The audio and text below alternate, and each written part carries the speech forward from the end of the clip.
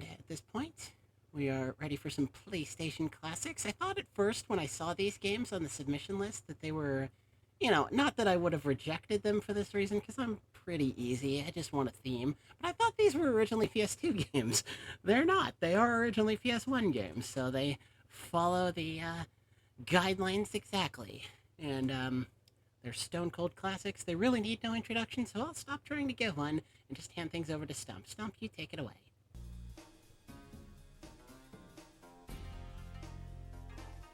Alright, well, hello everyone, I'm Stump, and I'll be doing some Spyro 1 120%, so I'm gonna just get started on it, so gotta go through some initial cutscenes here.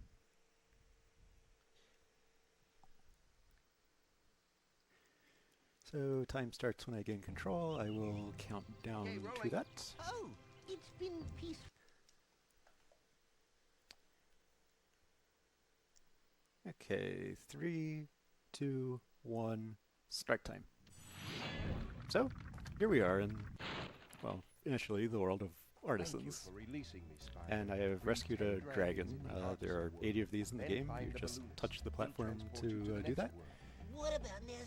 And the dragon talks to you. This is the only dragon where that cannot be skipped, although there is a bit of an asterisk on that cannot. It is deep, dark magic to be able to rescue Nestor without having to talk to him, but we're gonna go right into the flight level here, Sunny Flight. So each world, and well, there are 5 worlds plus Nasty's world. Each of them has 6. Each of them has. Oh no. Each world has a flight level, and that has 4 sets of 8 targets, and well, you hit them and you get the gems that are in it. So that's all there really is to this. This is... okay, I can get that one. Ooh, on my way back from this train. If I can intercept this on the way to that arch. That didn't work out quite so well. Okay. Yeah, I lost a few seconds to that, but I'm not sure I want to think about just how close that flame was to that plane to not quite get it. We just got the rest of these arches and some chests, and then we'll be on to the like really more standard platforming here. We just do this now because it's a convenient location in the homeworld.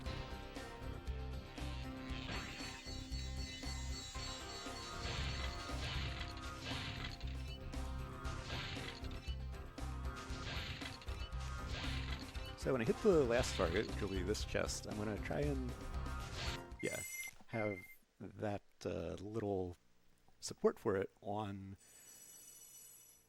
the, well, right in front of Spyro, because when you hit the last target, Spyro does this animation of like flying out and up into the sky. That takes a while, but if Spyro runs into something, that animation just ends. So you want to skip the animation by doing that. So now we have our first standard level here, Dark Hollow.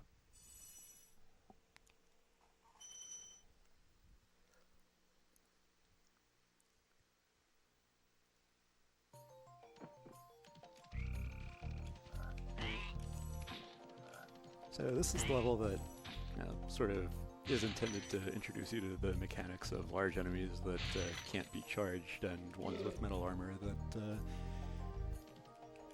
cannot be flamed. But of course, well, we already know what we want to do with this. And there's a locked chest, that is the key for it. Oof. Oh, where is...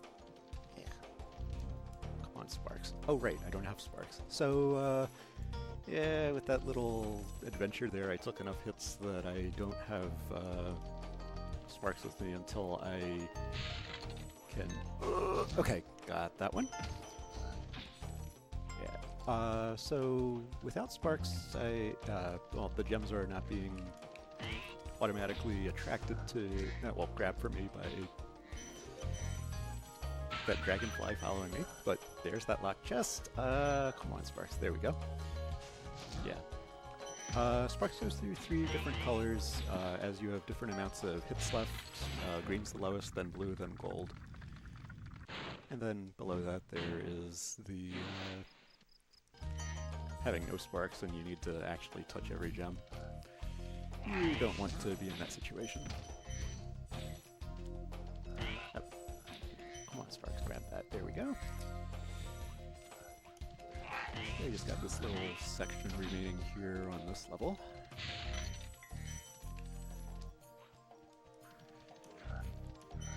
Normally you can't glide back from these side platforms up there. I didn't quite make it there either, but I did at that last portion there. Well, the one that was on the left as we approached it. If you charge at the end of your glide, you get a little tiny height boost that can make the difference.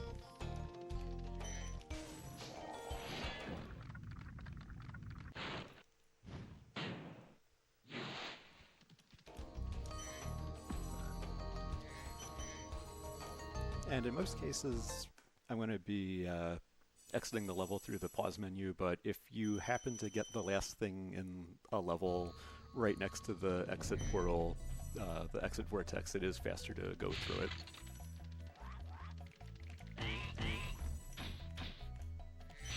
I got a few homeworld gems, and then we will go into the boss level of this world, Toasty. So that dragon mouth opens when you have rescued that dragon and you have exited one of the other levels through its portal. You can also get out of bounds from the area around Town Square and go in the back, but yeah, I'm not consistent enough at that to want to go for that in 120%.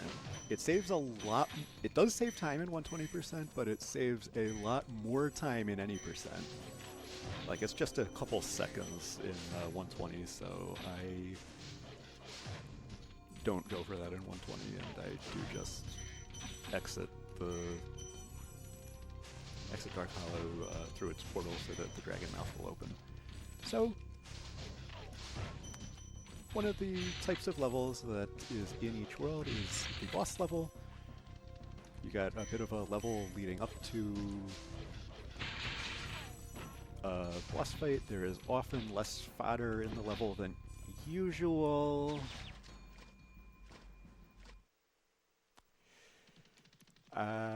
What I tried to do there, well, which I still did, but the death just caused me not to get the most benefit out of it, was so these dogs need 2 flames to be defeated. And then they drop their gem, and the gems are one of the things you need all of in this category. But if you can trick one into jumping off the edge, it just dies and its gem automatically comes to you. So I was trying to do that to that one on that ledge on the way back, and did do that, but yeah, I bonked on the edge and I died too. But there is... that's how quick we defeated Toasty, the boss of this. Yeah, there isn't really too much to the bosses in this game. Also, if this weren't 120%, they would effectively be optional. The only thing that really comes from them is, like, that counts toward completion is gems.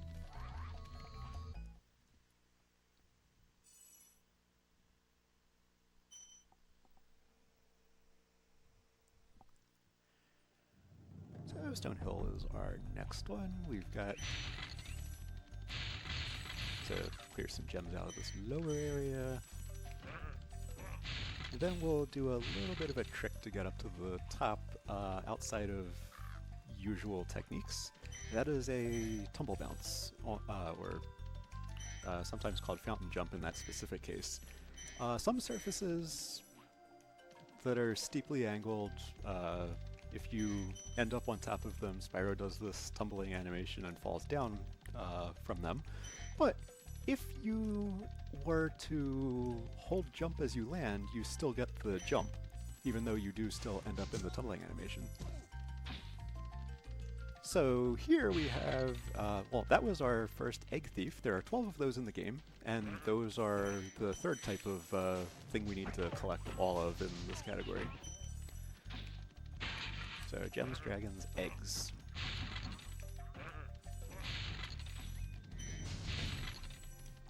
What I did to that chest is called a flame charge. You may notice sometimes when I release gems from either enemies or chests, they can either float in the air like that, or can automatically come towards me. Typically, if you charge through something, the gem will automatically home in on you.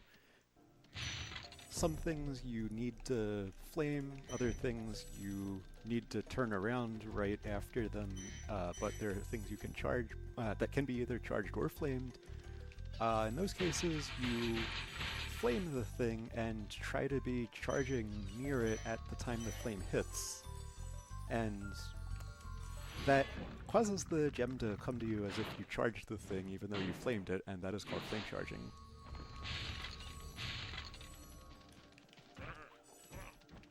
Sometimes it's a bit of a micro-optimization, but sometimes it really can make a bit of a difference. Here's the lock chest of this level.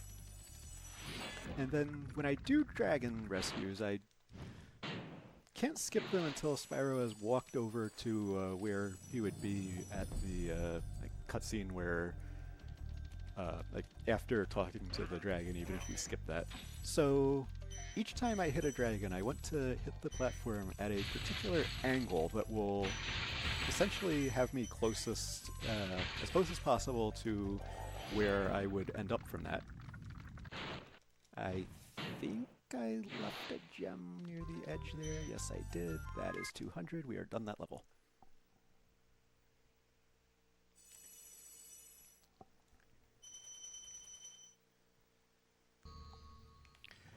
So we have this here, and we have this little side area with the level town square. I see someone in chat mentioning the Spyro demo that came on certain demo discs and also was included with Crash 3. That demo includes the level that I'm going into, but its portal is where the Stone Hill portal is in the final game for whatever reason. But here we are in Town Square. And Sparks was eating a butterfly there, so was not available to get those gems to home in on me. So those small things like the chickens down there are fodder. They release a butterfly when you defeat them, and Sparks can eat those to gain a level of health, and thus you get a hit point back. But during that time, Sparks is not grabbing nearby gems and causing them to home in on you. Also back there, we opened up our first fan chest. No, that fan chest comes later. That's a spring chest. If you hit one of those, the gem pops up into the air, and then you have to go get it. They can be a bit annoying to deal with, but typically, especially when there's a lot of them at once, but typically you can flame and jump at the same time and end up on top of them and charge through the gem. And back there we had our second egg. There are only 2 eggs in Artisans, which is this first world. Yep. So now we have both of those. And those were our first yellow gems. Those are worth 10. You may have noticed some gems have different values. Red's 1, green's 2, blue's 5, yellow's 10, and pink, which we'll see a couple levels from now for the first time, is 25. Doesn't really matter too much what gem colors are worth what in this category, though, because, ooh, don't want to leave here without all the gems. There we go. Because we do have to get every single one of those.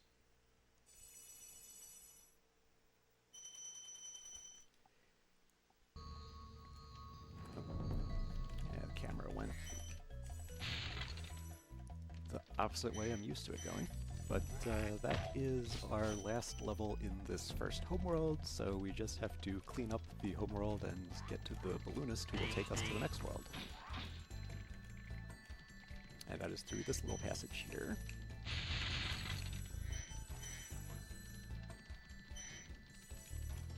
So here we are. So each balloonist has a particular requirement of collectibles that you need to meet. In this one, it's rescuing 10 dragons. Of course, in 120%, you have no trouble whatsoever meeting those, because you will meet them by definition. But in any percent, some of the later ones do very, very strongly impact the routing. Particularly the 50 dragons you need at the end of the fourth world, because at the end of that world, well, in the levels that you will have access to up to that point, the total number of dragons you can get to is 58.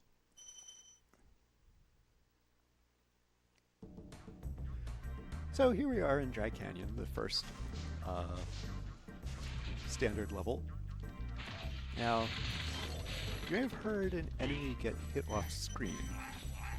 When I open a fan chest, which I did there, a chunk of it flies off and can hit something. Actually has a bit of a homing effect. But it hit an enemy on the upper ledge that we'll be getting to soon. So there will just be that enemy's gem there. That gem also happens to be the very first 25 gem we get access to in the game. But that's just coincidental.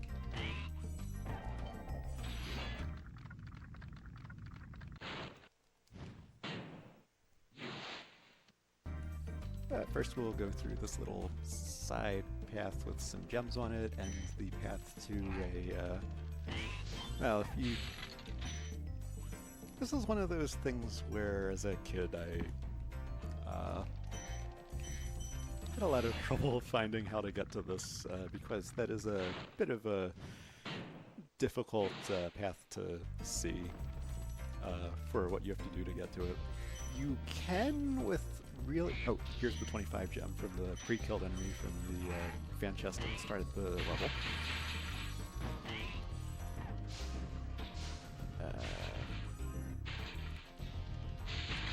Yeah, you can make it to there with some special movement techniques from the area that has the return home portal, but it is very, very tight. And you have to go through that middle part anyway in 120. So that brings us to this little side path here.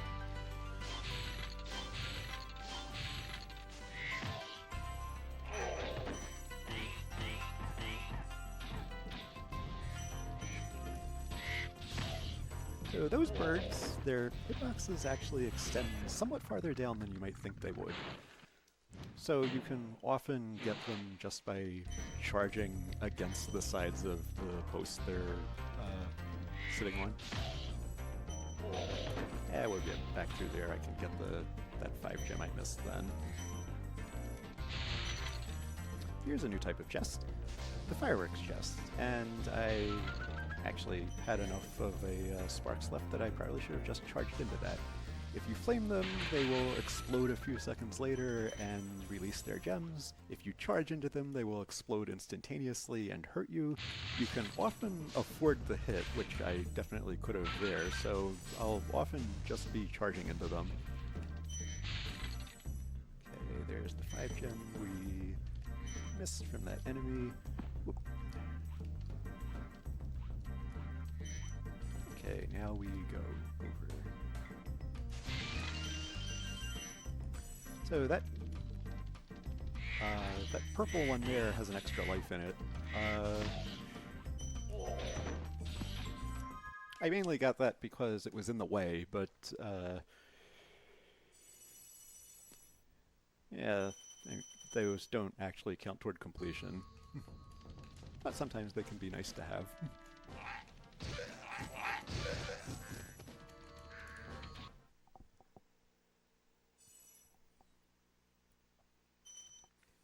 Also, if you charge into an extra life chest, you do always bonk off of it, so that's why I had to flame it. Otherwise I would have bonked off it and fell. Now, here's something. I didn't quite make it. I'll go for it one more time. When you have a steeply sloped wall like that, you can... It'll push you up a little bit when you... well, if you charge or glide against it, and that can allow you to make some jumps that you normally can't. So that let us get the 33 gems that are back there without having to glide there from the ledge up there that will be essentially ending the level on. Also, in these levels, there are gems in the pots that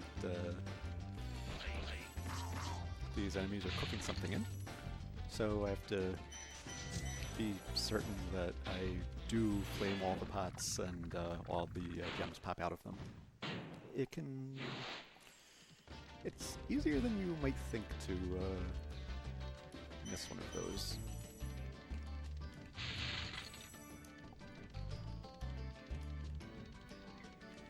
I'll do a bit of special movement tricks here. There was boosting the end of a glide a little bit. Oh, did I light that? Yes, I did. You can, like, by charging at the end, you're not intended to get right up to where those two yellow gems are from there. You're intended to need to glide down to them from up on this little structure here, but, you know, it's better not to have to take the time to do that.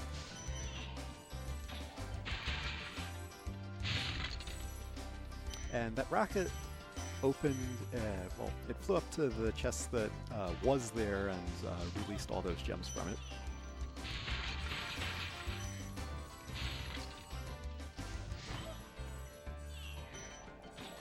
So that does it for this side of the level.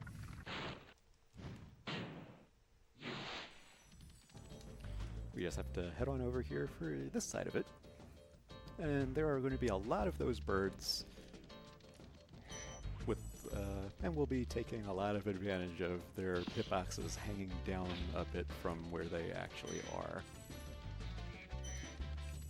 Or some of them will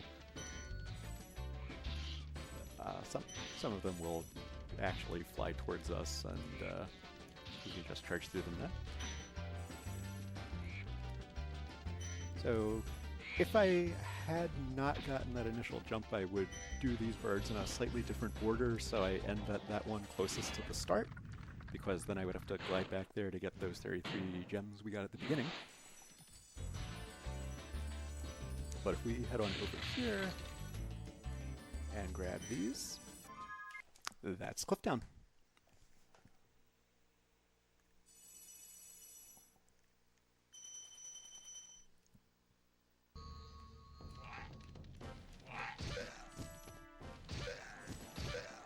So in every home world, there is intended to be some sort of puzzle you have to solve to get access to the flight level. You may have seen the giant target that was painted on that rock that I just fired this cannon at. That's sort of the puzzle for getting the flight level in this world. In Artisans, we jumped on all the stones in the fountain right at the beginning, but before we go to that flight level, we have a boss to defeat.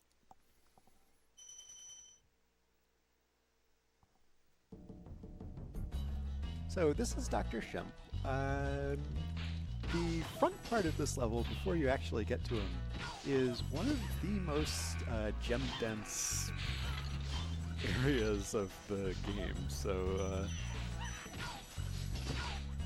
This is, or at least of the part before the last gem wall in any percent. So, something. At least this front part is something you'll see in just about all the categories.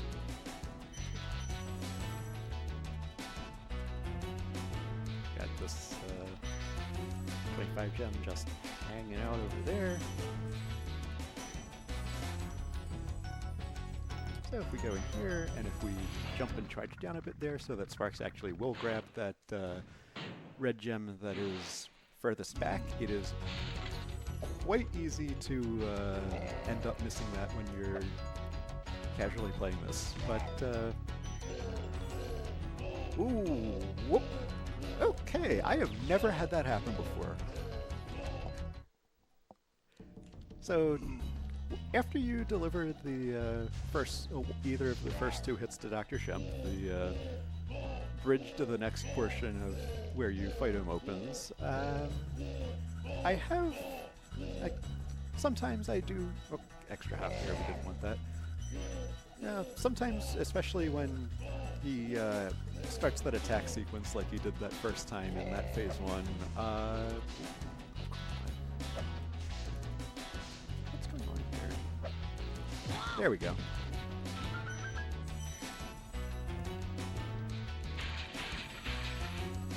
So sometimes I do end up in his way, but this and get nudged aside. This is the first time I've been close enough to aligned with him to... Oh, all these enemies respawn because I died and respawned. This is going to be interesting. I guess it was only those ones. This should get me doing 200. Okay, we're good.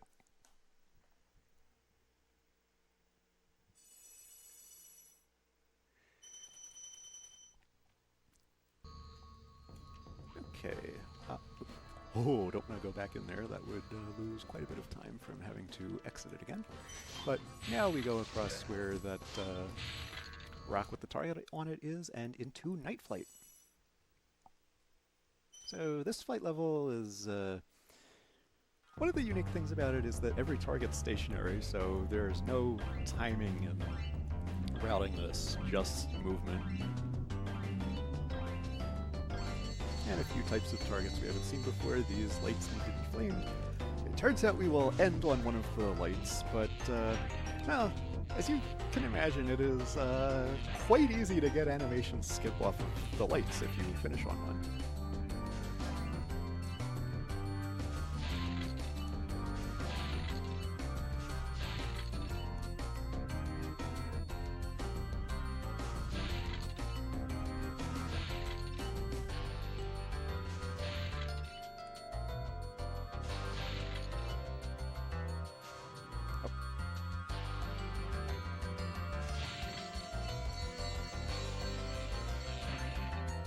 Had these last couple of arches and lights.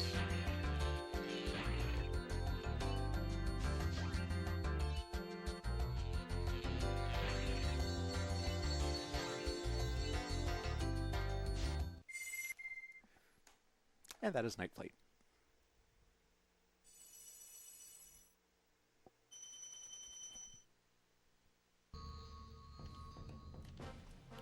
All we have left now is Homeworld Cleanup and Ice Cavern. But first,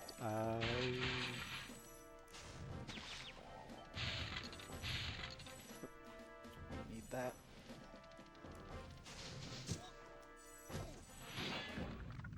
So that's it for eggs in this world. That's it for dragons in the homeworld. Well, actually no, there is one more at the very end. But Ice Cavern, which is the level of this homeworld that we still need to do, is one of the 2 levels in the game that has 5 dragons. That's a lot.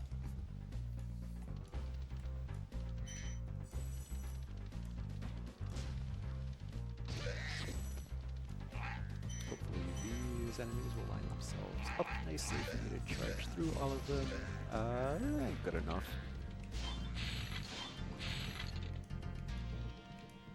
That's the gem count I want to see going down here, and here we are in Ice Cavern.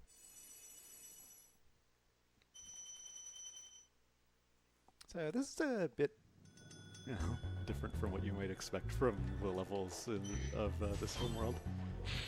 But how does Sparks not get that? Okay. This level is almost entirely a bottomless pit where we're doing stuff on ledges around it.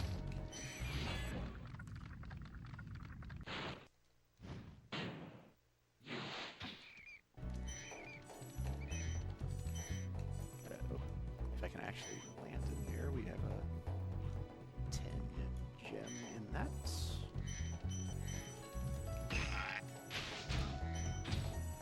Oh, could Sparks not grab that? Okay. Now we have this little inside part, and we'll be. So there's a locked chest on on a thing that goes sort of juts out from that hoof up on the right, but the key is down here. So we gotta get back up there somehow. And that could happen by fighting our way through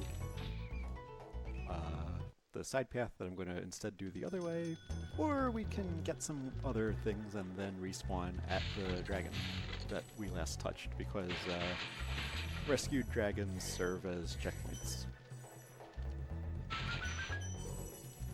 Also, when multiple gems are spawning from something, like when you open a locked chest like that, or most bosses or things like that, you can typically either charge and stop or roll over the spot where the gems are spawning from, and Sparks will hit them all over to you.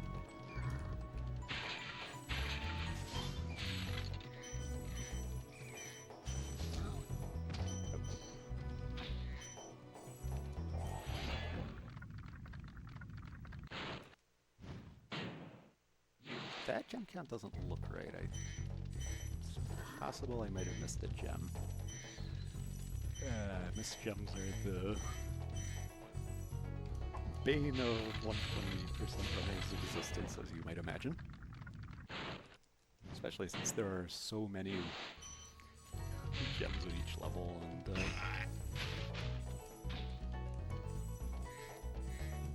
you could have missed any combination that would give you whatever shortage you end up with.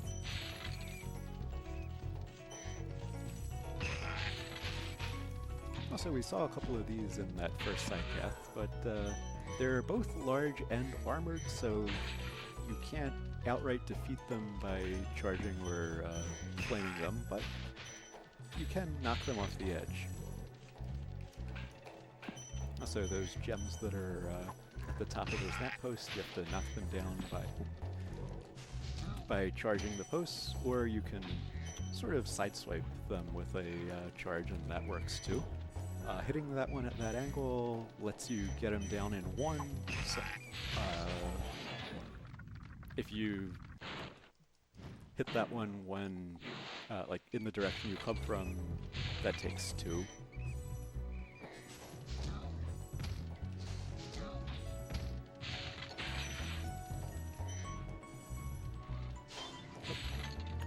To go through that chest first, but that is Ice Cavern.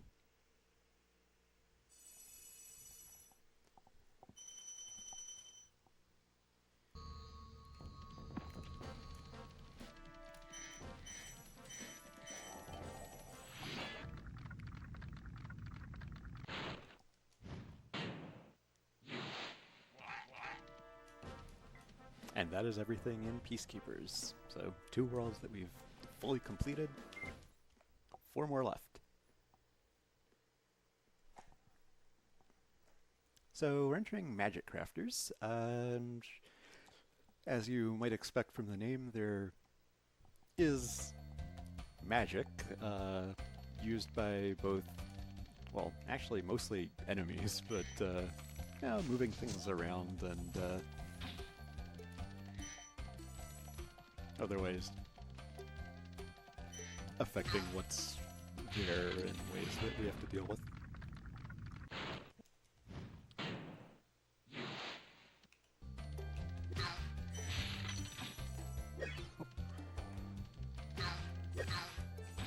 So we get our first taste of that here, where you have these green enemies that raise parts of the terrain. That one we sniped with the particle from a fan chest. That one I had to flame, and my flame got to that one before it started to before it started to raise the platform, so the platform went right back down. So, Alpine Ridge.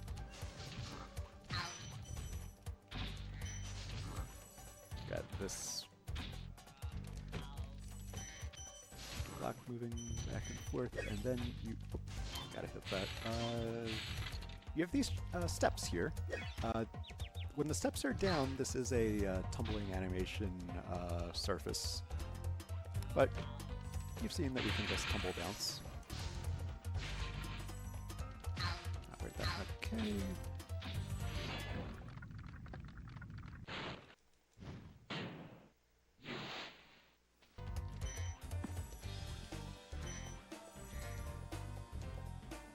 Oh, over here we there's a bit of a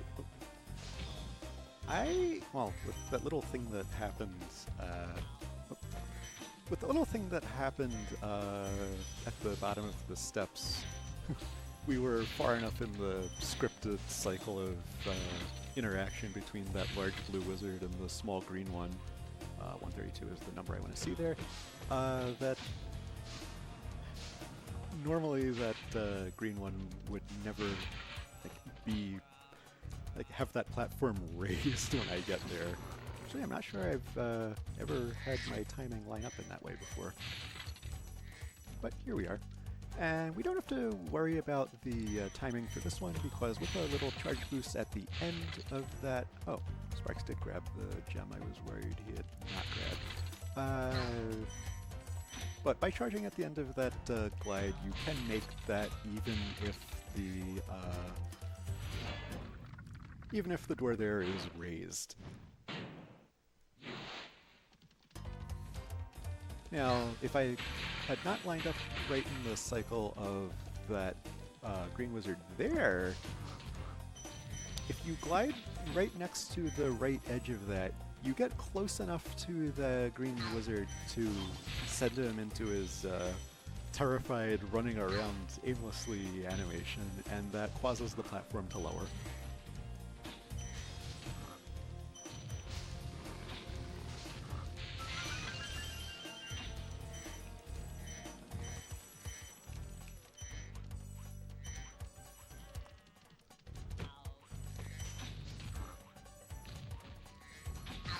So most of what's left is over in an area inside that far mountain that has an egg thief along a track that you try to catch him through, but it turns out in this level some of the high parts of the scenery were not given collision data. So we can go through there and ambush the thief.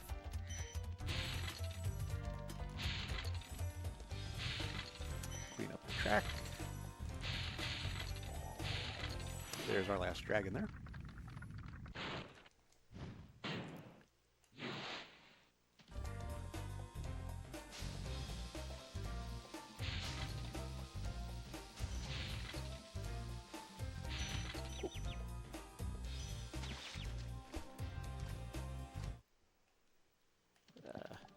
I had one of those moments where, oh, really? I was just a little tiny bit off on my angle there. Oh, I have 0 lives, so I am just going to play this final one safe and glide back over to these. If I had hit the correct angle there, I would have still instantaneously exploded that last one and taken damage from it, but it would not have knocked me off the platform.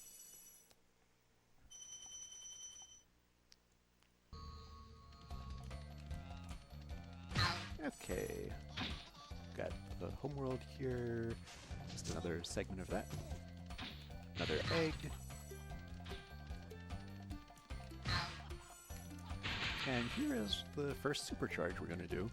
So if you charge down where those sort of arrows are, you supercharge. That is up. I'm going to get this because I have no lives. It's faster and more powerful and can break some things that an ordinary charge can't, such as lock chests. The key for that one is somewhat later in the homeworld, so if we had to get it and backtrack, that would be a bit annoying.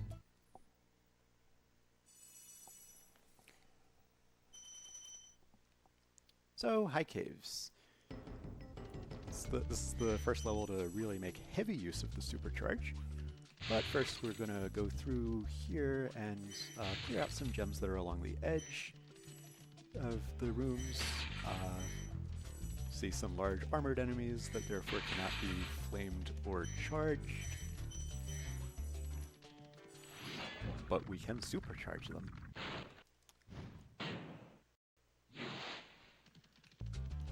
Okay, let's...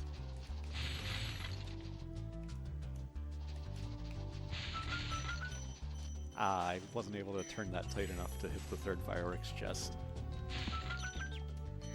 But there I sort of abused the mechanics of supercharge ramps a bit by jumping from a slightly higher ledge, the forward end of that ramp, and charging down and landing at the bottom of the ramp, and that does count enough.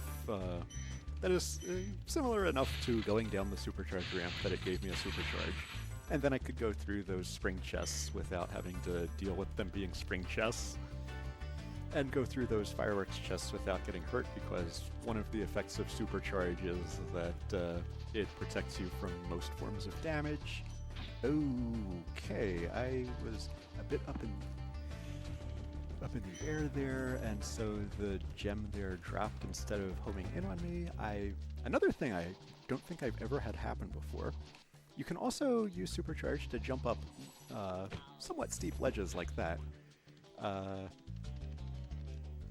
If I got a little bit more of a boost, I would still have a supercharge up there and be able to defeat that huge scorpion-like thing there, but instead I will use this Super Flame Fairy to do that.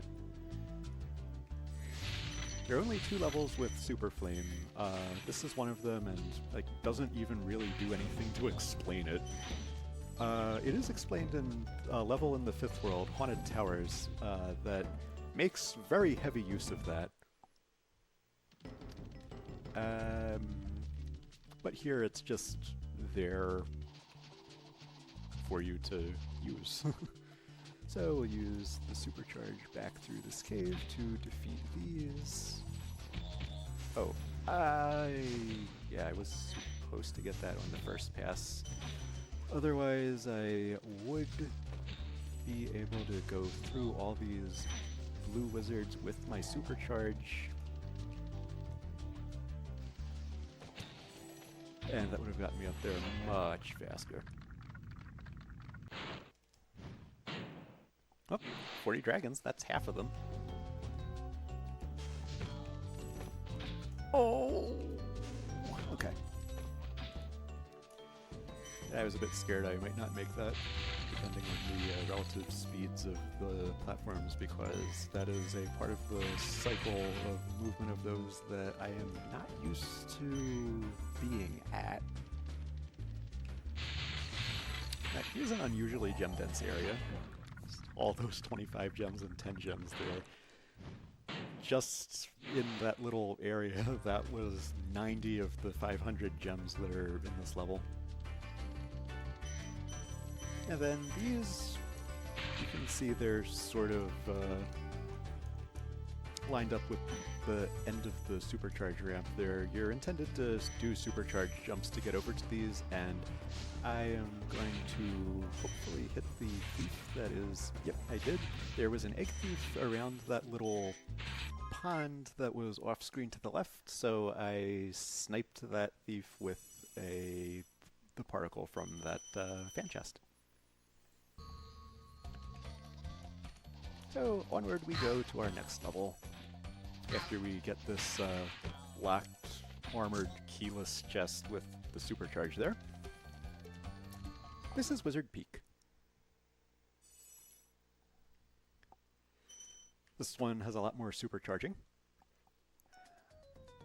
But first there is this little inside part with gems along the ledge here. Well, these lead us to two higher up platforms inside that have more gems and blue wizards on them. I should have gotten those gems.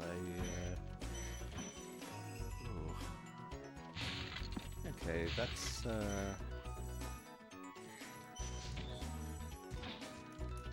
well, I'll be back up there again anyway.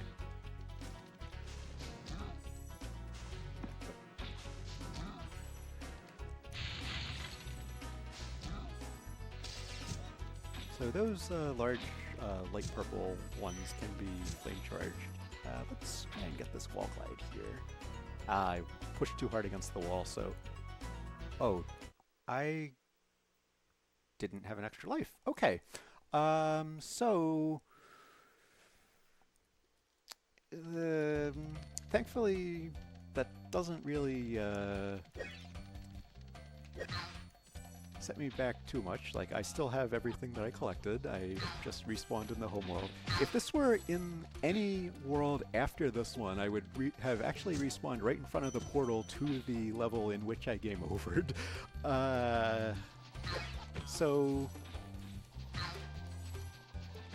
it is a bit more damaging to have that happen earlier in the game than later, but we'll finish this level by...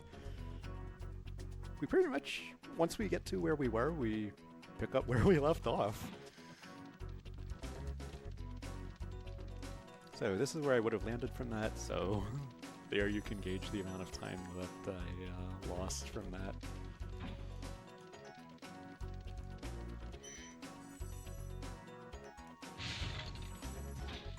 So that does it for those high platforms. Oh. Didn't end up lined up with... Oh. Yeah, I'll get that I'm on my way back to the dragon. Now the supercharging can begin. Also, I see we got a raid from Crash. Thanks for the raid. So, fan chests, supercharging will open those. Okay, I have to remember that I did not hit... Okay, I have to remember I did not hit one of the blue wizards there that I normally would have hit. Also, by supercharging along that wall, and even though I ended up bonking into it... Oh, there's this egg thief there. I did not quite get Sparks to grab that 5-gem, but oh well. Let's see, I need to get both of those. Oh, I bonked on the top of the tunnel there. Another thing I haven't had happen before. Let's see if I have enough speed to make this. The fact that that 25 gem came right to me doesn't bode well, but I did make it. You're intended to need to stack 2 supercharges to get to this. But if you play things just right, you can get to it with only the 1.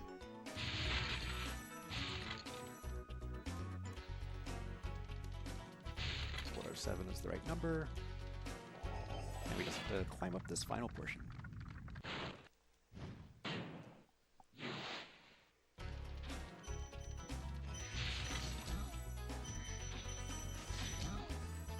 If I can get at least one of these flame charges so that you can see what it looks like. This egg thief here, that was the last egg in the game. We have all 12 of them. Eggs only exist in the first 3 worlds, and the balloonist requires you to have 5 of them. So they wouldn't matter after this world anyway, but there are no eggs after this world. So yeah, that's Wizard Peak.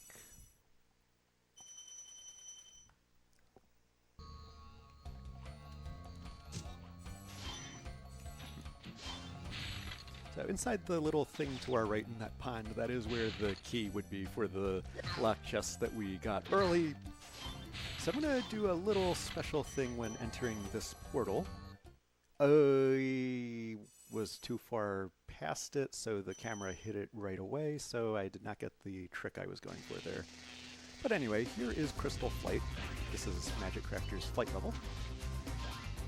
Let's see if I can get all of these planes.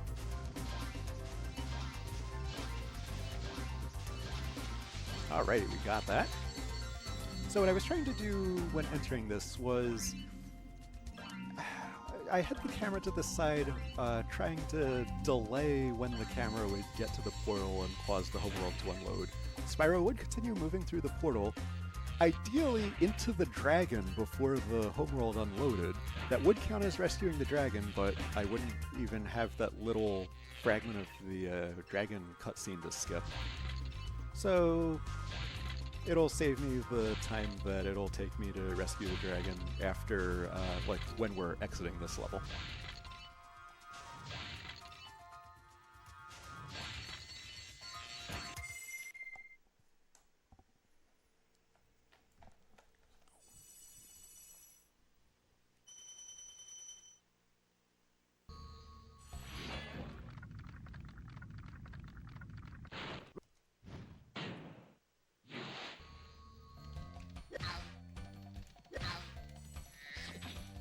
So all that remains in the homeworld is this area leading up to the portal to the boss level of this world. Oh. Those light green wizards have interestingly small hitboxes and can be a bit evasive. But here is Magic Crafter's boss, Blowhard.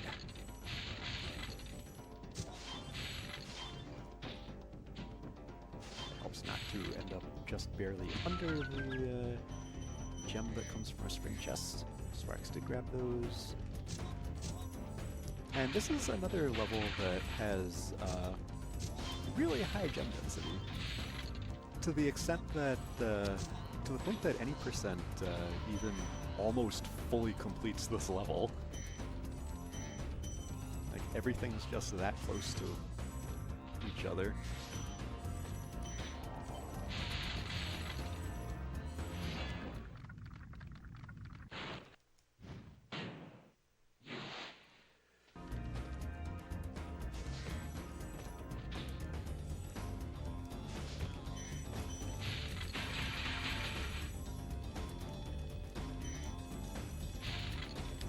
Cleared this island off. Okay. Ended up in a weird part of Blowhard's attack cycle there. But all the rest happened on this island. And if I can time my roll over this point right, if those gems don't auto-home, they go quite a bit to the side, and you gotta go all over the platform to grab them. But that is Magic Crafters. 3 worlds finished out of 6.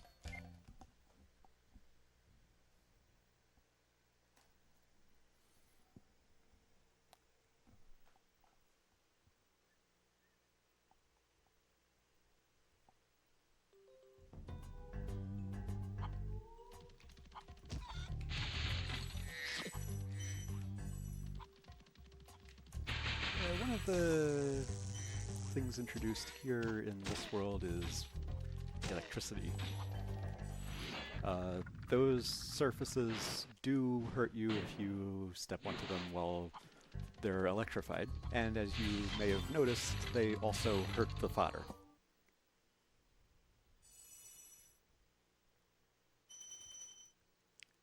So here's Beastmaker's first level, Tarse Village. shoutouts to Pittsburgh's Hill District. But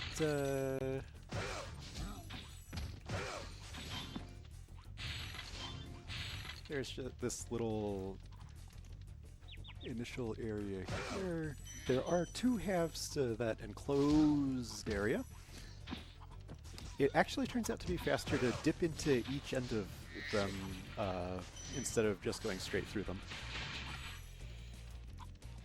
Because there's also stuff along this ledge that is another route between the between the two ends of that area. Ooh. Yeah. When you don't quite charge into those metal enemies there, they will get you. So now we got this more open, more electrified area here, which also has a whole bunch of rockets leading to armored chests. There I did a small bit of a wall glide to get over to this part, which normally you're supposed to need to glide to from closer to the end of the level. We got then one rocket, then another, and then we'll go get the prizes for this rocket. I did not quite hit the...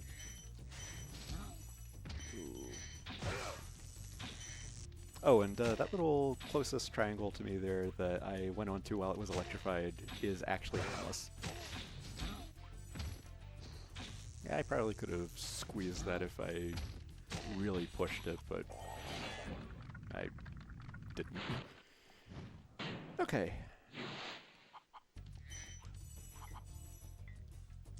Now we got these.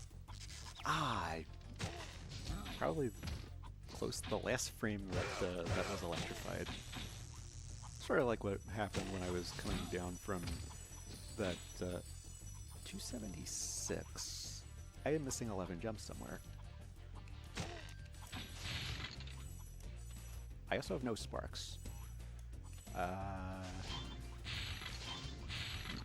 What happened?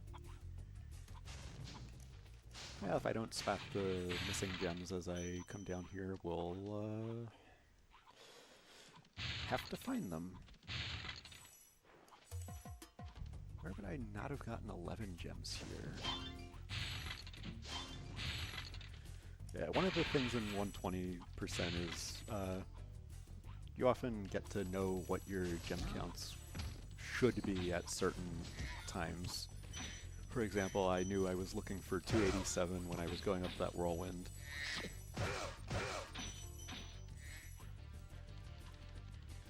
As you can see, we are 11 gems short.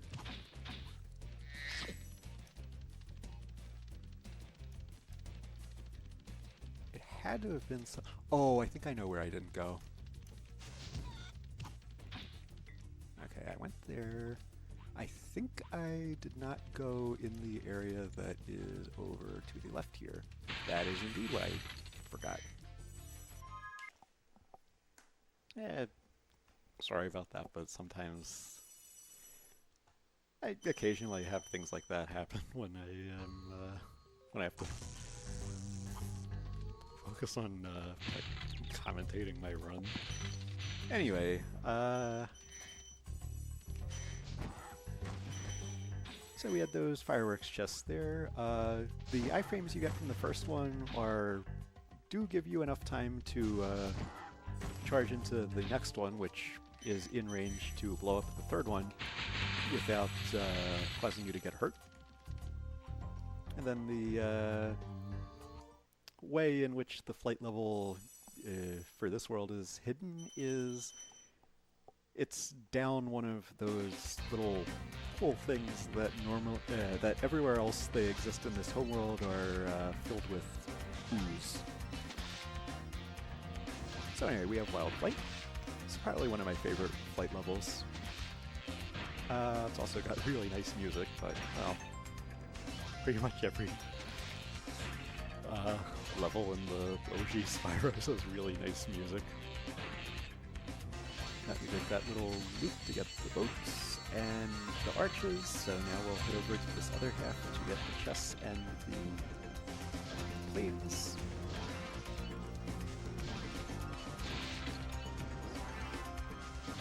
Things line up really well in this level. Oh, my flame did hit that. And then you finish inside, so you get animation skip off the ceiling.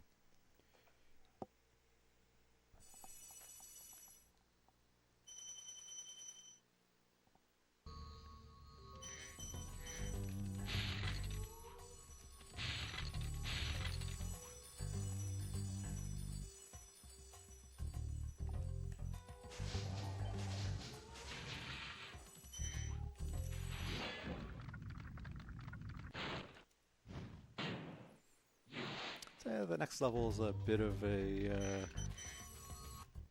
infamously tough one in some ways. Misty Bog has very little fodder and some very annoying enemies.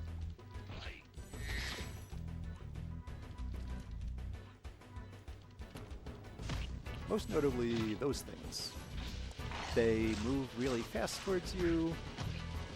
They give you this ridiculously long animation if they catch you, although beyond the first time it does switch to an abbreviated version of it.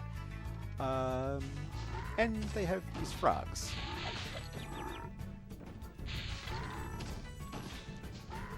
Or attack frogs, as one of the dragon rescue dialogues refers to them.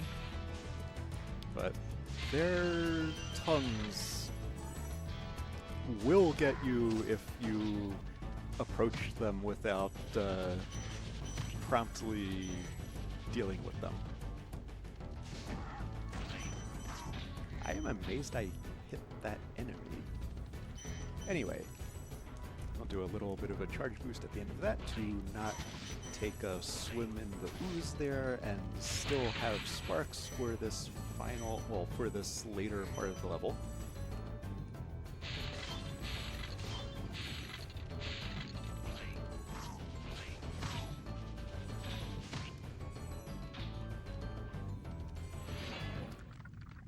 So there's only one more of those like those fast tree things we need to deal with, but plenty more frogs.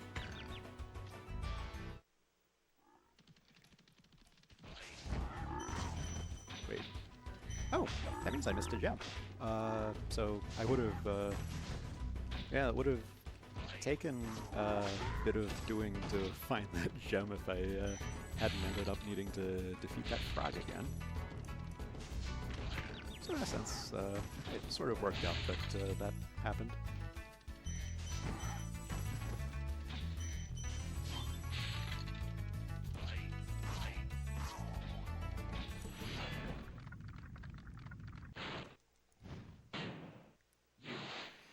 Anyway, there's the return home portal, but there's more to this level. Bunch of stuff in the upper area and on these higher ledges there. We definitely did already defeat that frog and get its gem. If not, I know exactly where to look for any shortfall that might end up happening. I should know the gem counts along here better, but I do not.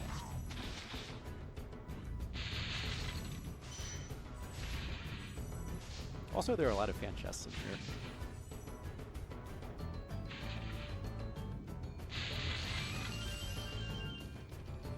And this is the last one of these things we have to deal with.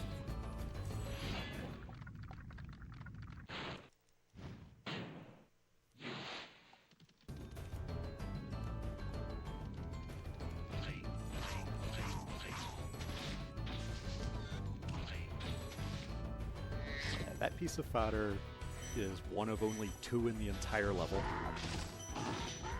And the other one's right at the beginning. We got this particularly enemy-full area that has some nicknames. I'll refer to it as the Gauntlet. I'm a little surprised I actually got that frog before getting damaged by it.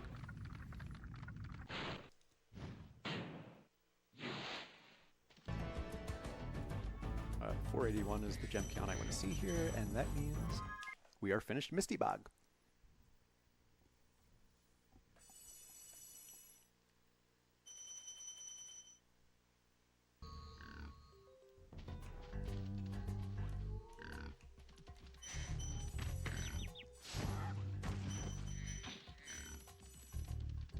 So the third main level here is another one that's possibly infamous for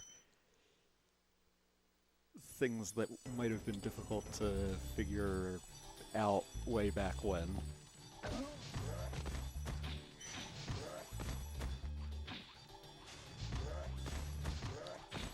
There are a lot of supercharge ramps in here.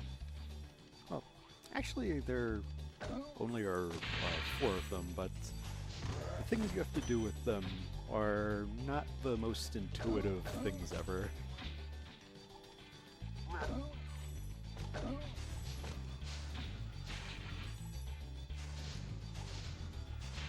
But on the next island we're going to, we'll do a bit more supercharging.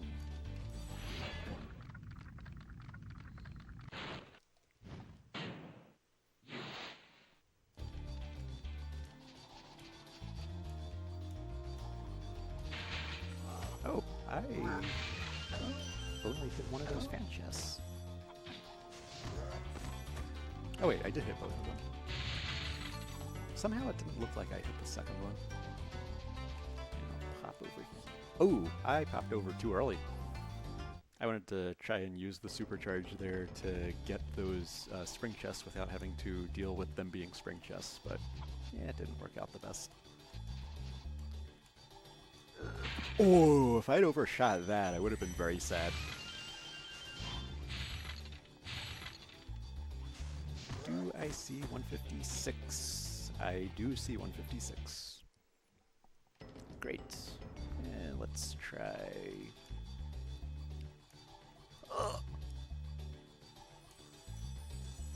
Okay. That was the sketchiest Lara leap ever, but I still got where I needed to go.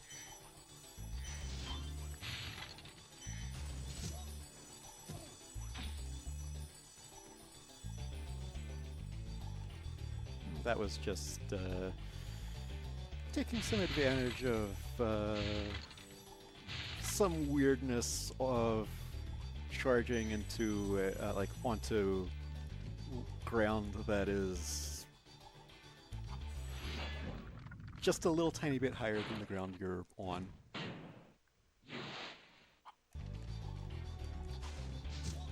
Okay, so I used I took some advantage of the expanding flame hitbox there and charging down to sort of aim it down to sort of pre-kill that red thief.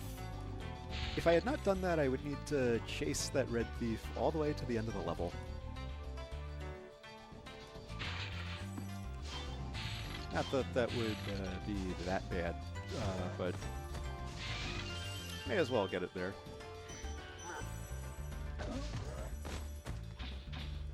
Now, I'm going to try and... that doesn't look good. I did not quite get that. I was attempting to use that supercharge to go off that steeply angled part there to get up to the top. That is called Stone Knot Skip, after its discoverer. It's nice to get, but yeah, you can always just fall back on like on stacking 2 supercharges as was intended.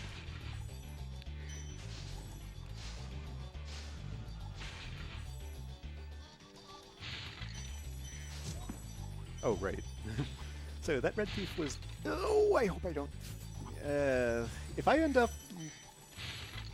one of this, it can be a bit scary to jump down here to clean up things that are remaining because, especially if you're near the portal, the return home, because it's all too easy to accidentally go into the top of it and need to re-enter the level. Now, you're supposed to need to go around the backside of that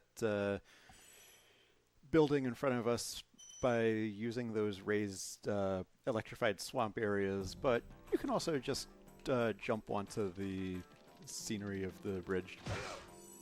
So this is Metalhead, the boss of this world. This sort of... Well, this level actually splits pretty cleanly into a front and back half. Well, most boss levels do, but yeah, down here is something that this also took a lot of... I had to look this up when I was younger.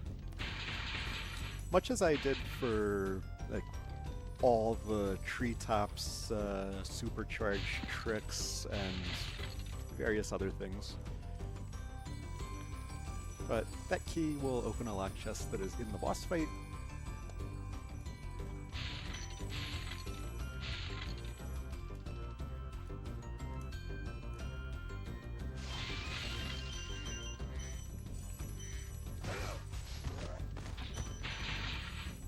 So I'll just clear this front part out. I'll charge that so that I can use the fireworks chest there to open up those 3 chests around it.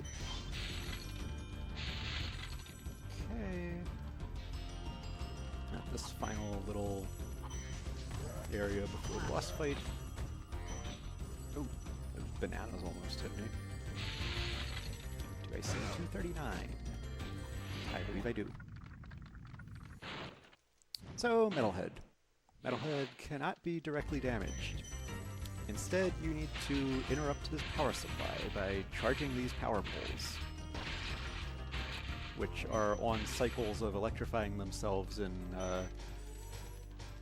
if you touch them while they're electrified, they will hurt you. Also, there's a line of enemies that would move toward that window for Metalhead to throw at you. If you destroy the final power pole while one is in the middle of the room, that enemy will instantaneously die right there and drop its gem right there. It is important to watch for whether this might have happened, because otherwise you'll end up missing that gem, and that's a place where... And that's a somewhat unusual place, like, for a gem to be. Oof. Okay. Yeah, this is a... the glide over to that, although it's not hard at all when you use the charging at the end trick, is pretty tough for something that actually is intended to be required. Because of that, in the PAL version of the game, they actually moved the gems that are on that over to the main part of the inside of that little building there.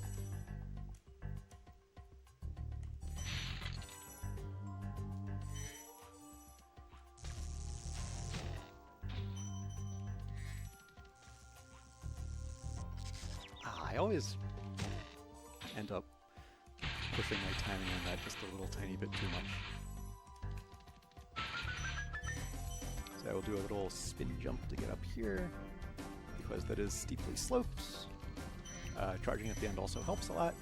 And you need to jump and land on that red gem, because if you just charge towards it, you activate the conversation with the balloonist before it actually comes to you from Sparks hitting it towards you, and you don't get the gem.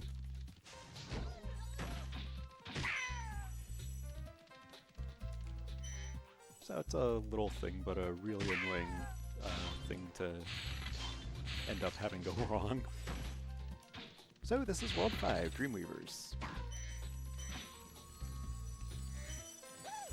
One of the special things in this is a lot of levels have the fools that you can see one of here. They cannot be defeated, but if you hit them, they have some sort of timed effect. In this case, it was lowering that platform that had that 5 gem and extra life on it. So anyway, here we are in Haunted Towers.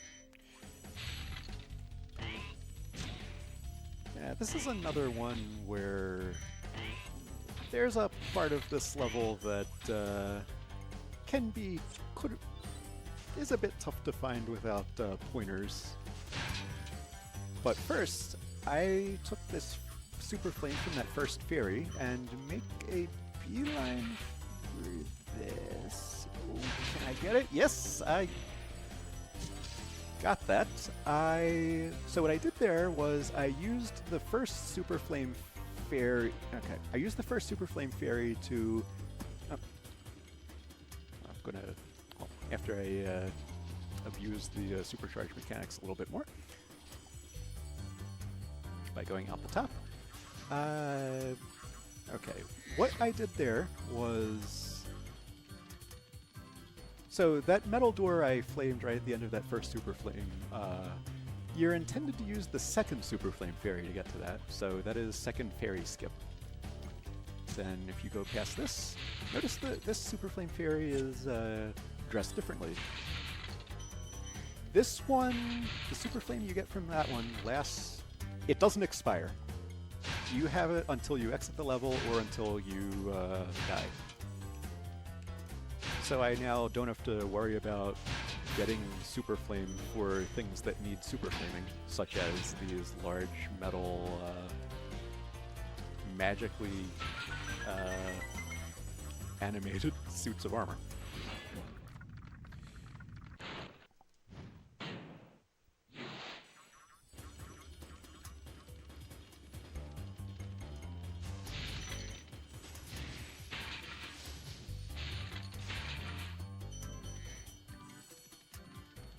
While waiting for that, I often like to flame charge one of those charge chests, because when else are you going to ever get to do that?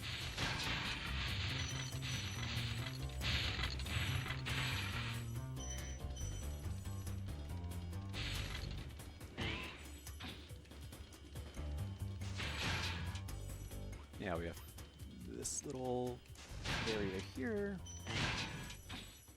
This is normally the final area of the level, but we've got some things we like near the beginning, especially those things we left behind when we were skipping the second fairy, that we now need to clean up.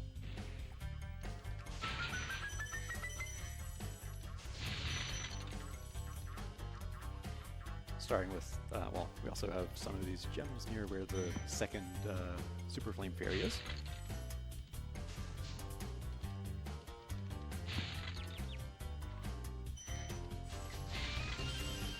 I probably didn't need that extra life. I'm still in need more lives because I'm running low mode, forgetting that I actually ended up game overing earlier.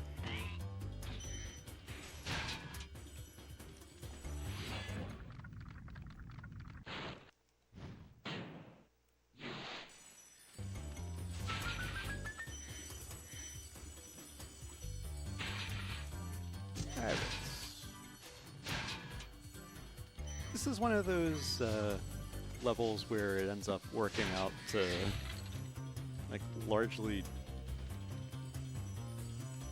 do the like get to the end first and go backwards.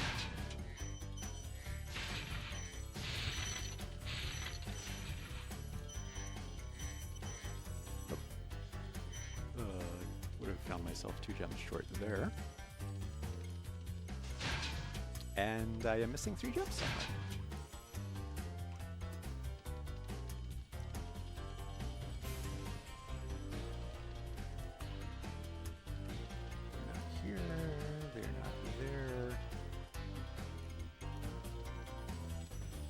Oh, I think...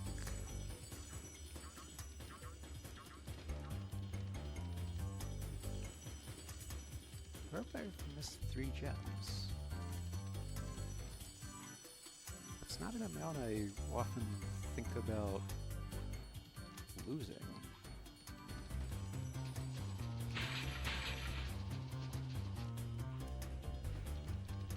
Could have been...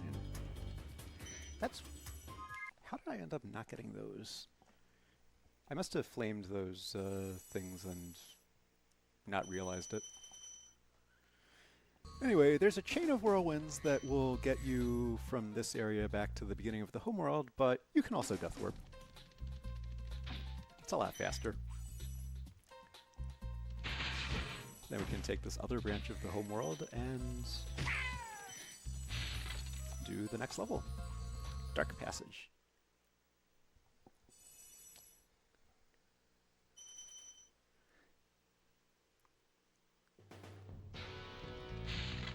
This is the other level that has 5 dragons, so a lot of dragons here. So the fools here have lanterns that want to cycle, they light and extinguish. And the dogs and turtles here grow and become scary in the dark.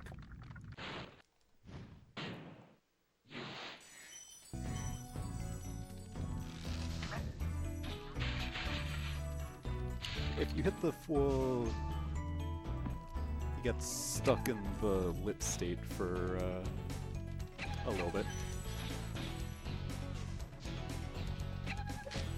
And those turtles, they spit fireballs at you.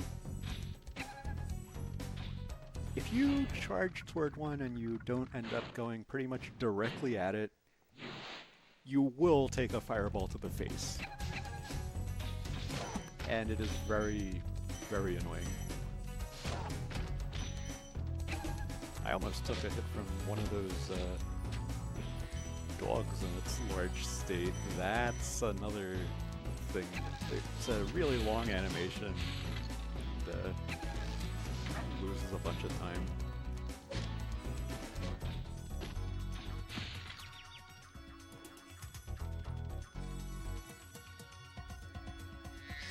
This side path here gets us over to this other island where there are a whole bunch of gems and a couple more dragons. So this fool never actually lights his lantern, and there you see... I went within range of those turtles and then went back to try and get them, and that resulted in a fireball to the face.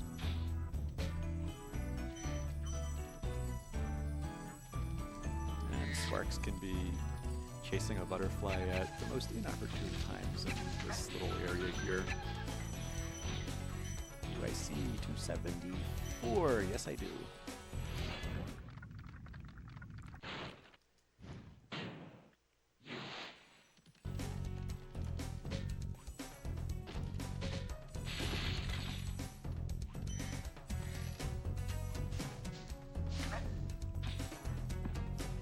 A little thing about back in treetops, by the way. Flora Leap isn't something I ever actually really learned and had made a point of doing in my runs yet.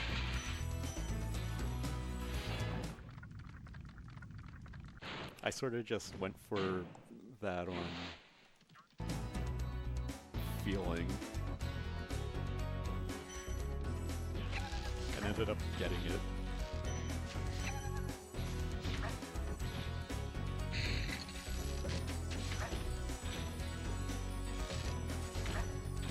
So that means that's a strat I never had actually successfully done before in a run of this.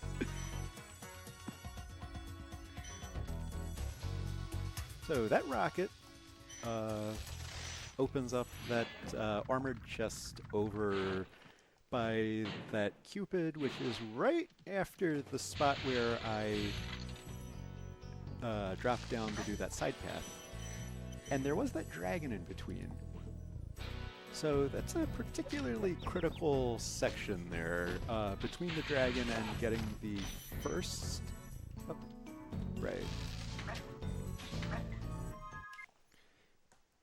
and getting the first gem to come out of that chest, because if something were to happen that would have caused me to die in between there, the chest would not remain open, and I would have had to go through the whole side path again to get to the rocket. But anyway, we got more of the Dreamweaver's homeworld to do.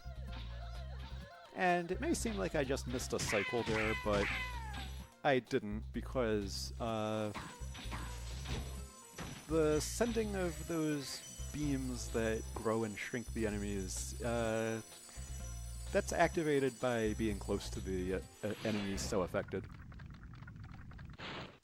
So no matter how I approached them, they would have grown before I could do anything about it. But now that power is ours. I'll use the cannon to shrink these two. And this is the sort of puzzle to solve to get the flight level of this world. We got a double fool here.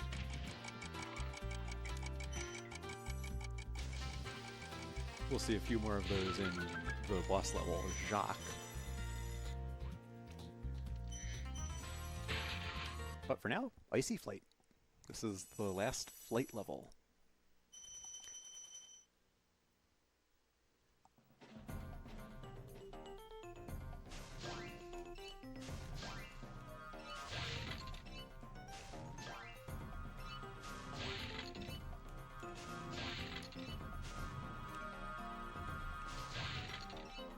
Oh, now my train cycles are going to be weird.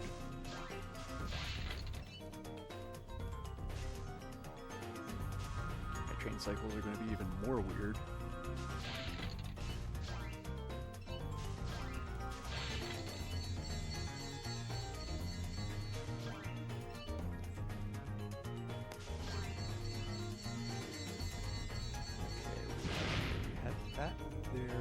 Probably means I need to... Yeah, I'll be seeking to do this and loop back through the helicopters this way. Didn't want to risk missing a train with... when I want a weird cycle. That launched high.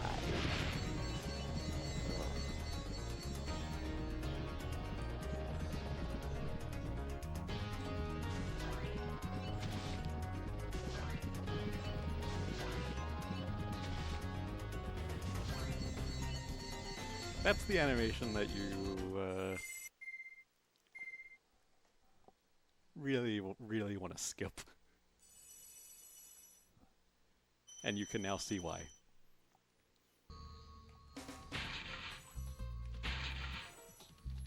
Anyway, that's it for the area around Icy Flight. So we have the last standard level of Dreamweavers to do. Lofty Castle.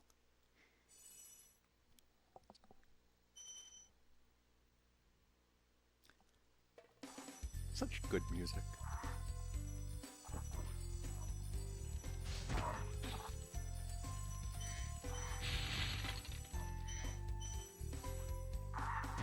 Ooh. Thought I was going to end up bonking on that and end up in the water, but that worked out. You may notice an unusual amount of low-value gems here, such as one of the two gems there randomly... Oh, well, before we do that... So with charging, drifting right up to the edge, and doing a nice full jump, gliding, and... let's see if I can do this. Nah.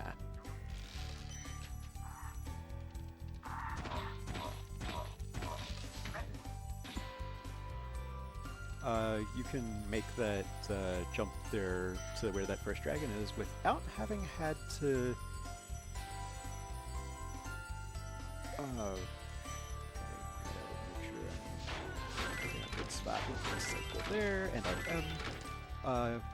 You're supposed to need to spawn a like rainbow-colored whirlwind there, sort of like I did inside here, to get you across, but with that movement, you can make it across without it.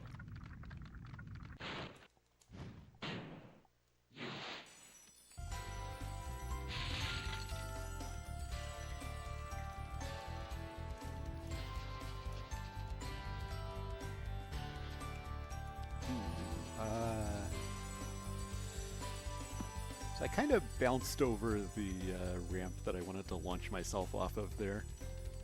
So we'll just hop back up and give it another go. That's better.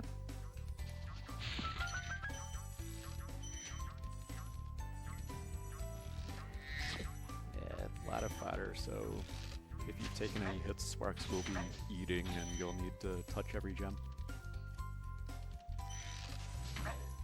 That's that beginning part. Yeah, we will be over that platform again, so we can leave that for when we pass back over.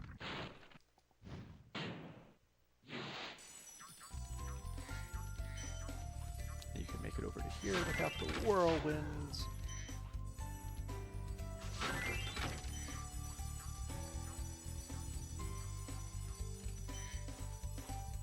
Yeah, 3 caged fairies equals 1 whirlwind.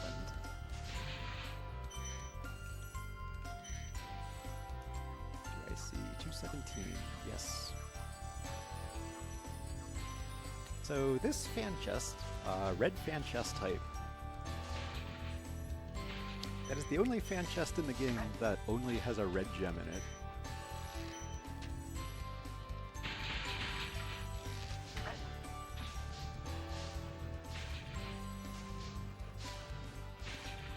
Some people say red spring chest type, but I say red fan chest type. It's a bit of a thing.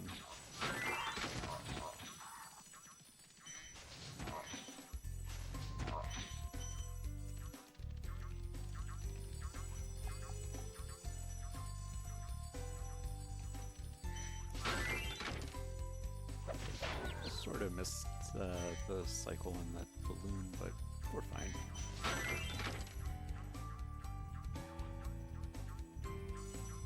I sort of made sure I was in that whirlwind when it spawned. Let's see how I do on the cycle here. Wonderful.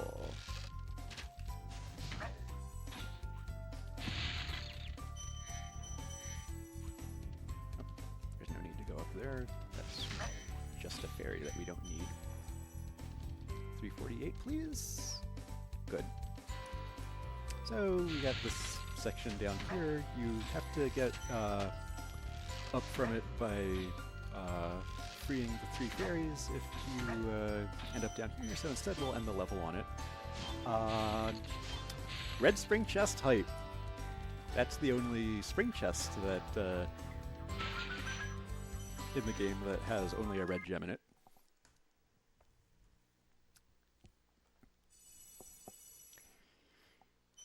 If anyone happens to be a Debian Chan sub, there's a very relevant emote.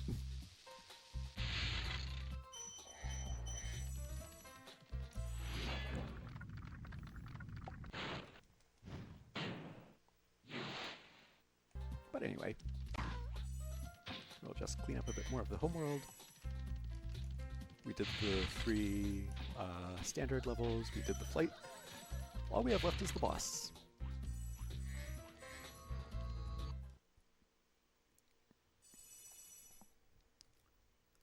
So Jacques is... This is one of the more... This is probably the boss level I would say has the most to it. It's not just sort of a rush of things at the beginning and then the boss.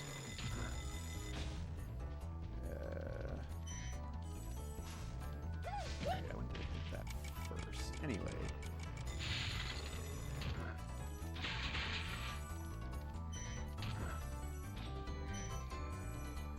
Like, there are multiple paths through the front part of this, and a side path which will actually end up on. Oh, cake skip, cake skip, cake skip. Can I get this? Got it. If you're quick enough up there, you can get into that alcove and get its contents, and then get back across to here on only one raising of the two platforms there. They sort of look like a layer cake that is known as cake skip. So here's the boss fight. This is Jacques.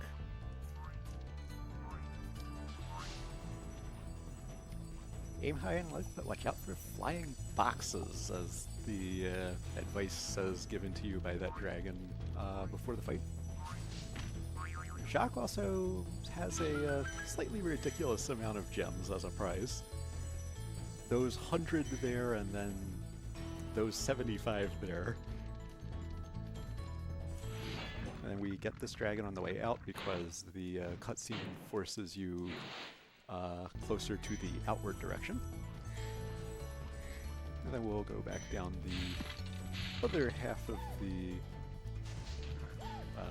main path through this level. I need to...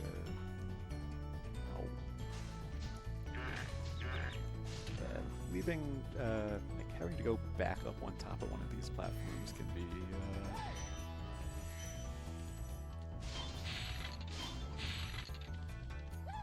yeah, you just sort of have a really awkward camera angle to do it, so it can be tricky. But that's the end of that little like other side of this, and that fool. You may notice there was nothing really right next to him for him to affect. That's because he actually lowered this thing that gets me onto the side path here.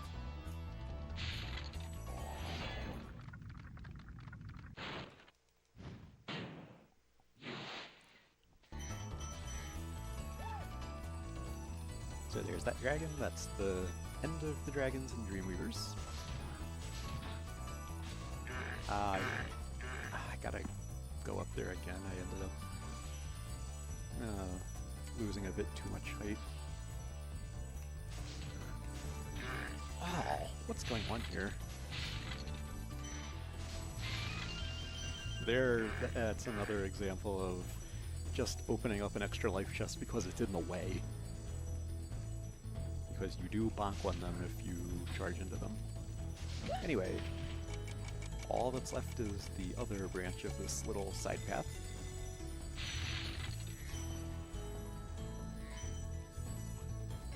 $485, please. Good.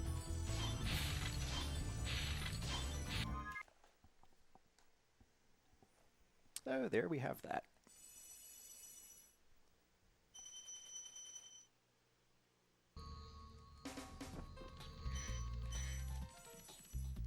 That is the end of Dreamweavers. All that is left is Nasty's world.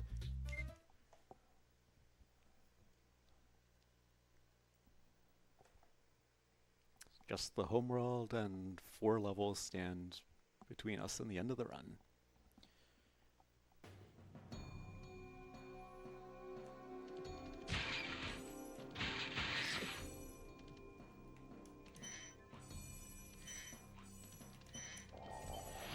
So this homeworld, you can see a lot of dragon mouths. Exiting each level through its exit portal will open up the dragon mouth containing the portal to the next level. You also have to have rescued that dragon in the middle for that to happen, so any percent runs end up with 51 dragons. So this is North Cove. The main special mechanic for this level is these barrels.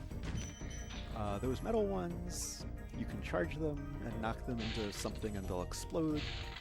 TNT ones, if flamed, explode after a short delay. The explosion is powerful enough to damage things that would need a super flame or supercharge. Like that armored chest over there.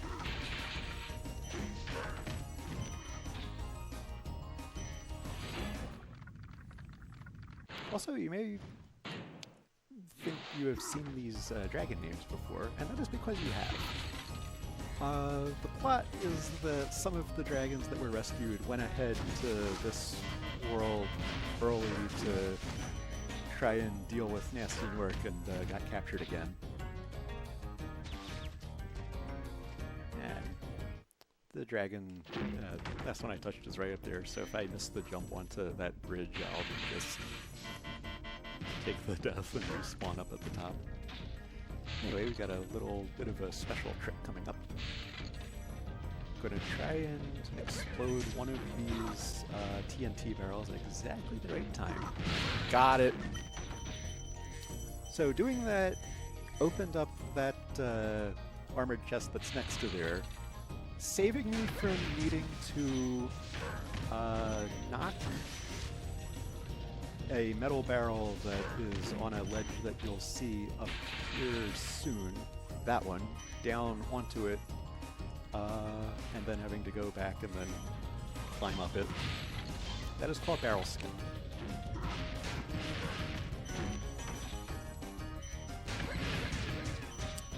The TNT barrel did not explode in that one's hands. I was not on the right portion of the cycle.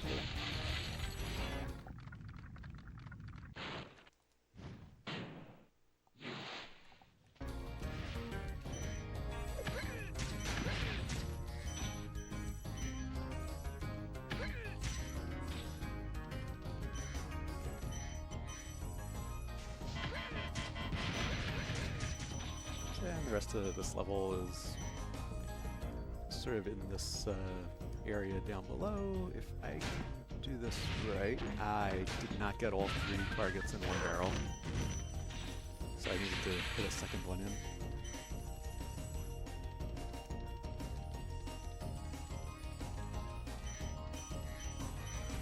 And we'll get that 2 gem on the way back over.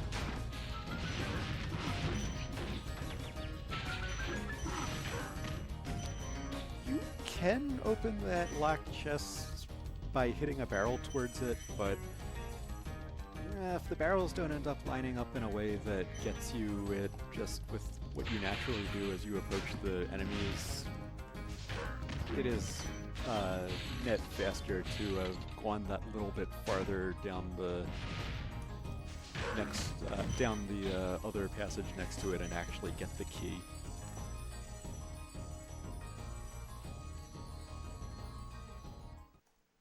But that's North Cove.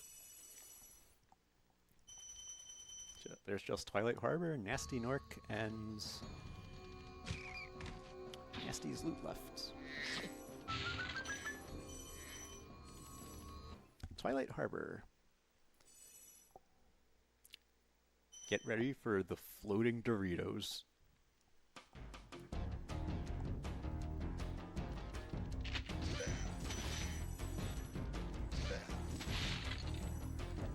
If any of these enemies get a chance to fire, you'll see why I say that.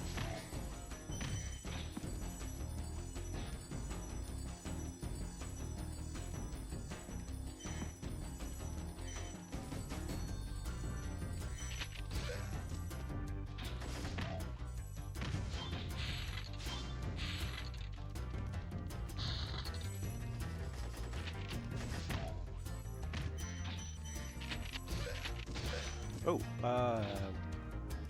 why would Sparks not have gotten that gem? Things that happen in marathon runs. I see a Doritos chip in chat. I always make sure I provide plenty of those whenever I'm watching someone do this level. And I took some Doritos to the face. Yeah, sometimes that happens. And I flame charged that one. The larger ones can be flame charged. And then we have a supercharge ramp here. I am going to open that little bridge up so that I can do the top first.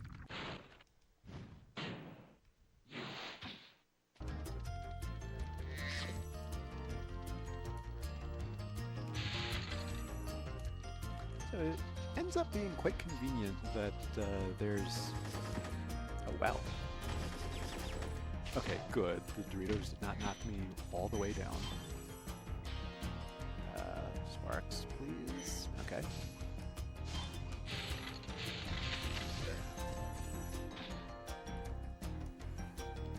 So I need to also supercharge through the lower portion to get to that armored chest there. But I would have to go all the way back to the supercharge ramp. That's why it's so nice that there's a dragon right there. I can death warp back to it and do the lower part. And then death warp back to it to continue through the level.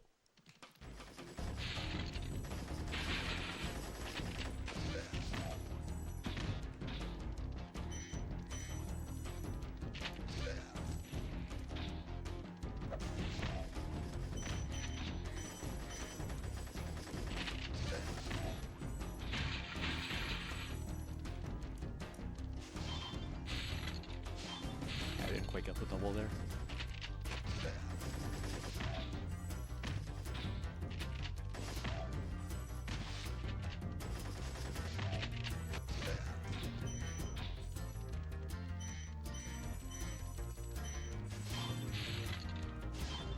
Ended up slightly under that gem too. Anyway, that is Twilight Harbor. It is time to fight Nasty Nork.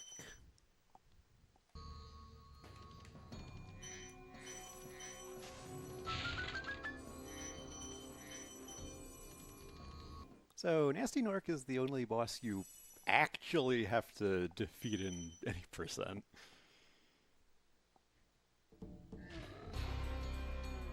But of course, we gotta do this here. That's really the any percent kill of that first thief I just did, but I figured I would do that so that you could see it. Since we have to clear out all the gems, I'll do the any percent kill here by tricking that thief into running towards you instead of away from you. But in 120 it does, since you have to go through these paths anyway, it turns out to generally be faster to let the thief go into the paths and chase the thief along as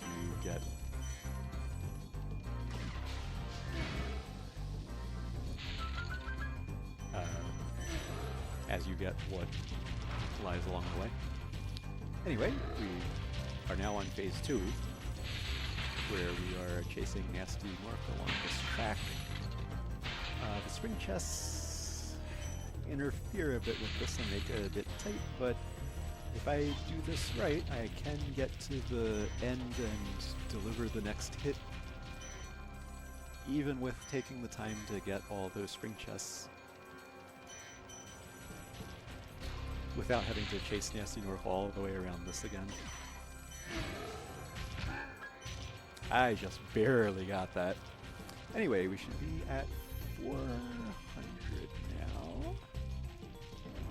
Nasty Nork has the other 100 gems, but there are some special considerations with delivering this final hit here.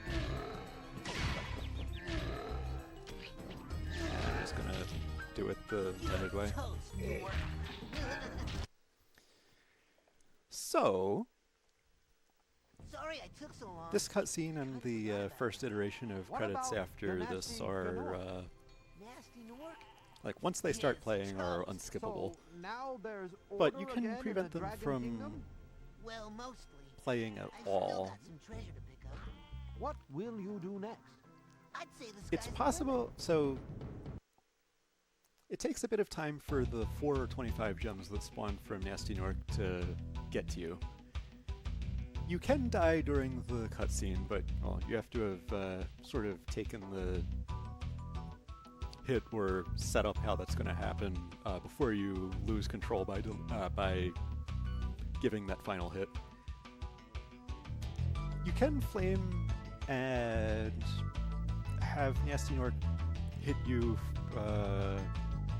on the way to, like, while that flame's on its way, but you die quickly enough that you only get the first 2 of those 25 gems. You can stretch this out by doing a proxy jump off of Nasty Nork, where you use his animation to launch you out of bounds because the top of that room isn't solid. You can then flame him from underneath and end up landing in the ooze, and that takes long enough that you do get all 4 of the 25 gems, but you then die before the cutscene starts. That is credit skip. It is very tough to do.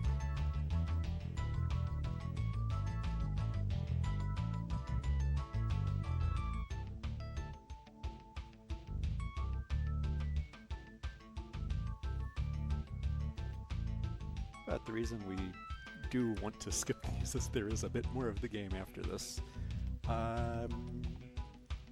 There are a few gems and a dragon remaining in the homeworld, the dragon being a second one that spawns in place of the first one once Nasty is defeated, and the gems are just ones that were left behind for homeworld routing considerations.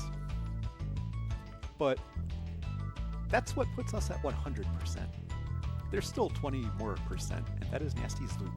Final level has a lot of interesting special properties to it that I'll talk about when we are actually in the level.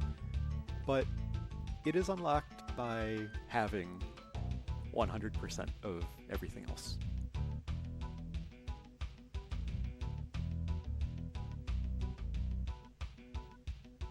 No sheep were harmed during the creation of this game. A few Norks, but no sheep. Anyway, here we are back in the homeworld. We'll just get these final couple of things. The final dragon, that makes 80. We already had the 12 eggs all the way back in Magic Crafters. And these last 20 gems make 12,000. Into Nasty's loot we go. I really should have gotten another piece of fodder.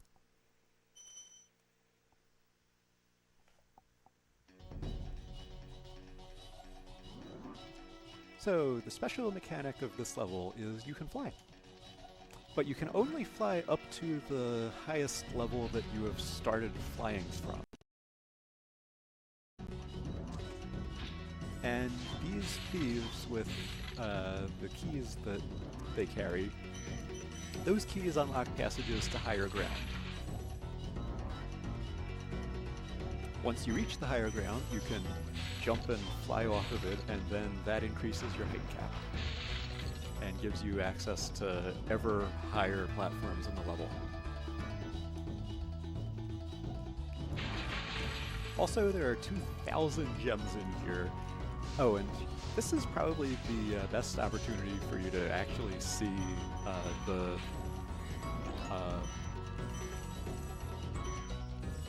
projectile from a fan chest in action, sniping that thief with one. There are so many gems in this level. Every gem in this level is either a 10 gem or a 25 gem. So we have that flame that now has the 3rd key. There are a total of 4 keys.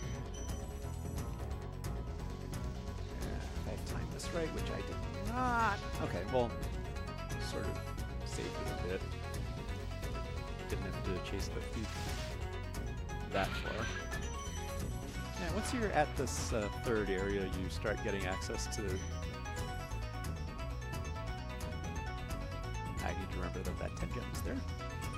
I did not quite get the quick kill there. You can, if I came over at the right point, I could have gotten that thief as he was going down. Instead, I'll turn around here and get the backup quick kill.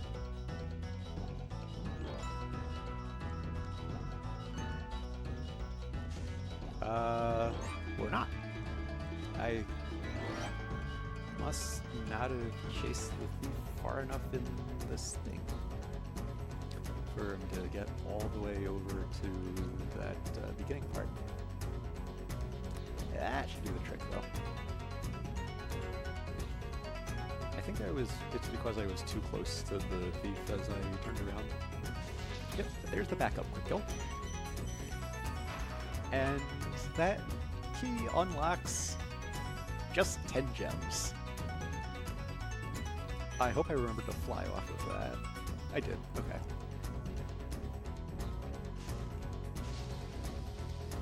So we'll just light these last couple of rockets.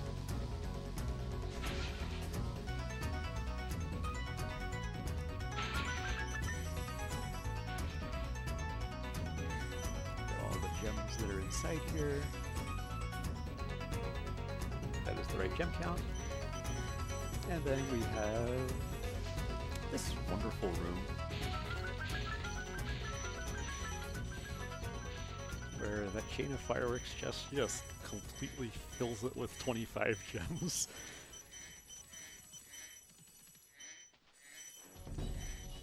That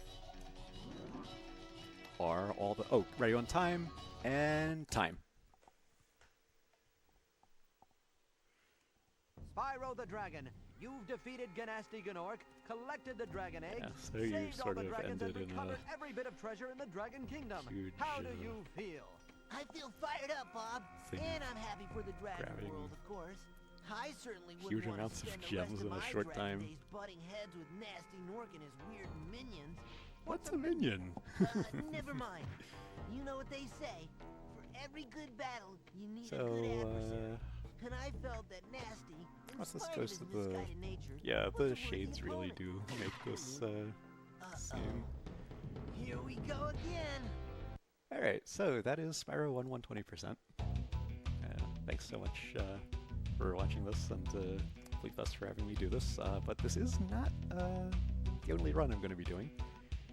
I'm going to also be doing Crash 2 any percent no game over abuse as our next thing, so stick around for that.